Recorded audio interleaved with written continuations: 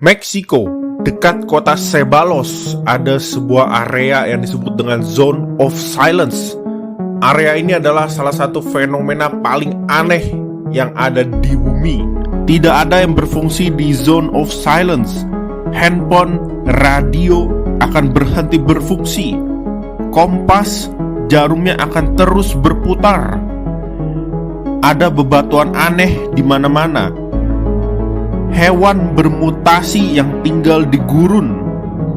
Kalian akan merasakan kesemutan ketika kalian berada di Zone of Silence.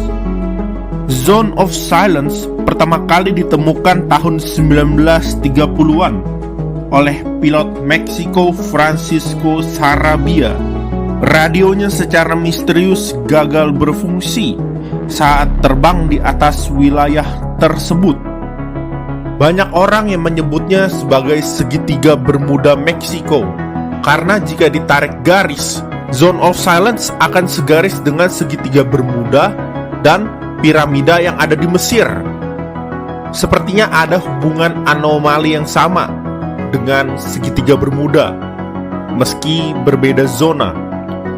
Salah satu kasus yang aneh di Zone of Silence, ketika Angkatan Udara Amerika Serikat meluncurkan misil Athena. Rudal itu diprogram untuk mendarat 1000 km jauhnya di White Sands, New Mexico. Tetapi untuk beberapa alasan yang tidak dapat dijelaskan, rudal Athena malah melewati White Sands dan menuju ke Zone of Silence. Beberapa orang klaim bukan hanya misil yang tertarik dalam Zone of Silence, tapi banyak meteorit juga nabrak di area sini. Tingkat magnetik di daerah tersebut sangat tinggi dan sudah dibuktikan oleh sains.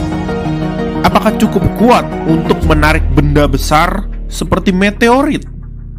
Ada laporan penampakan UFO di Zone of Silence.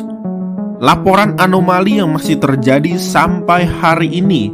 Mungkin makhluk luar angkasa dapat mendeteksi perbedaan magnetik yang terjadi di Zone of Silence.